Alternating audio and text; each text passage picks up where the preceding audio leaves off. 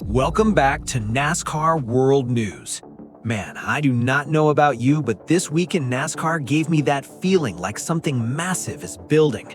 On the surface, it looks like your typical weekly news cycle. Some driver updates, some pit crew shuffles, the usual routine. But when you actually dig into it, there is a whole lot happening beneath the surface. And one of the biggest names in this sport just said something that has the entire NASCAR community talking. So let me walk you through everything, because trust me, by the time we finish here, you are going to understand exactly why this particular week means more than most people realize. We have Joey Logano essentially laying out his entire future roadmap, Team Penske making a significant move involving Ryan Blaney's pit crew, a driver sharing an incredible story about how he lost his shot at the highest level, and somehow Liverpool Football Club has entered the NASCAR conversation. Yeah, you heard that correctly. Liverpool, the legendary soccer club. Let us begin with Joey Logano, because this is the story everyone cannot stop talking about. Logano is still competing full-time in the number 22 Ford for Team Penske. He is a former Cup Series champion. The man has absolutely nothing left to prove behind the wheel. But recently, he has been appearing in the Fox Sports broadcast booth doing commentary work, and people have been wondering whether that is his next destination. Some fans believe he could follow the very same path Kevin Harvick walked after retiring from competition. So when Logano sat down on SiriusXM NASCAR radio this week, everybody wanted the same answer. When is he making that transition? And he did not dance around it. He said, "I don't know when that time is yet, to be honest with you. I know it's more than 5 years out, but I don't know. After that, we'll just kind of have to wait and see how life is going and what's going on. But it definitely seems like something that I would want to do."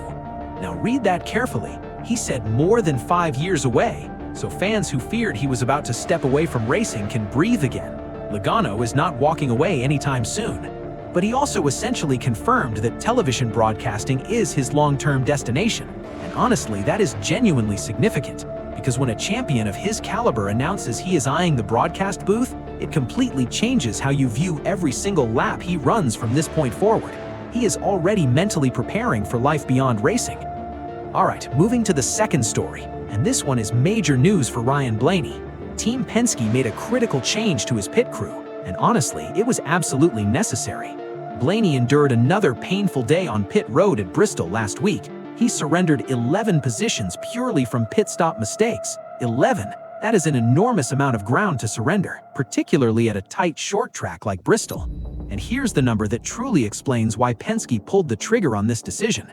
This season, Blaney has surrendered 88 total positions on pit road. His crew has only maintained his track position 51% of the time. For an organization with Penske's standards and expectations, that percentage is completely unacceptable. So they brought in a new jackman named Patrick Gray to stabilize the situation. Gray has previous experience working with Penske-affiliated teams and has delivered results there. So the expectation is that he steadies everything going forward. The man he replaces, Landon Honeycutt, transitions over to the number 21 Wood Brothers car alongside Josh Berry. And notably, even Kyle Larson, who battled Blaney fiercely at Bristol, essentially confirmed the same narrative after the race. Larson said, "He was extremely good, by far had the best car once again. He just kept getting put behind on pit road and allowed us to go out there and lead laps and try to manage the car and tires the best I could to fight him off." That statement is significant. Larson openly admitted that Blaney possessed the quicker car, but the pit road errors handed Larson the window he needed to secure the victory. So Penske had absolutely no choice. The move had to happen before Kansas. Now we'll see whether Patrick Gray can completely turn the situation around at the Advent Health 400 this weekend. That brings us to the third story, and this one genuinely hit differently. NASCAR driver BJ McLeod sat down with Dale Earnhardt Jr. on his podcast and revealed something truly remarkable. McLeod explained that he once had a legitimate shot at breaking into NASCAR's top level. The financial backing was available, the contract was essentially finalized, but there was one specific condition attached that made him walk away from everything. Here's exactly what he described. He said, "There was some kind of misalignment. When we left this really an odd situation because I was getting told by their agent, they had their own agent people that worked with them. They were communicating with me, and then I had an agent as well." Then he delivered the critical part.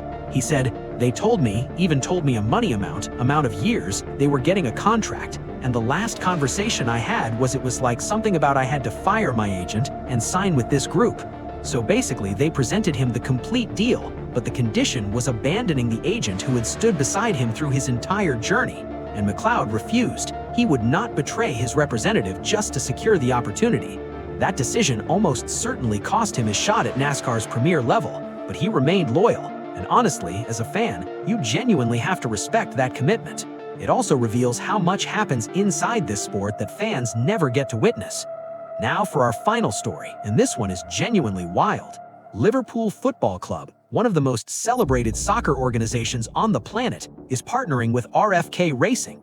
Chris Boucher's number 17 Ford Mustang will carry a special Liverpool FC paint scheme at Sonoma Raceway on June 28th. And once you understand the connection, it makes complete sense.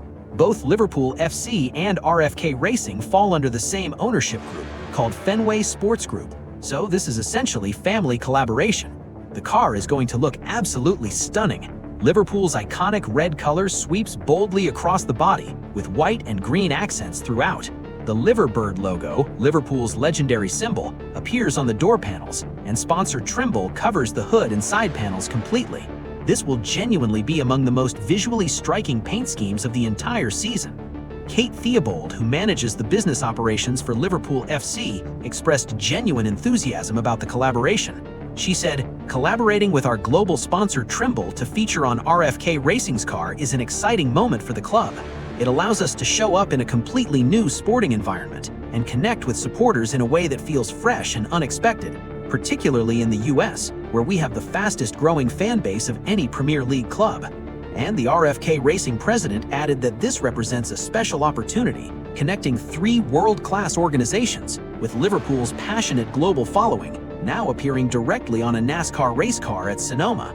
The car gets its public debut in Tampa on April 18th and 19th at a dedicated soccer fan event, with former Liverpool goalkeeper David James attending in person.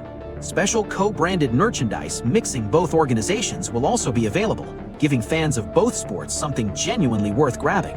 The timing is calculated perfectly. The Sonoma race falls right before a major soccer tournament concludes in New Jersey, and just 1 month ahead of Liverpool's full American tour hitting Nashville, New York, and Chicago. So when you pull everything together, this was far from an ordinary news week. Logano is mapping out his eventual exit, Penske is shaking their lineup, McLeod is revealing secrets fans never normally hear, and NASCAR is boldly crossing into global soccer territory. Every eye now turns toward Kansas Stadium for the Advent Health 400.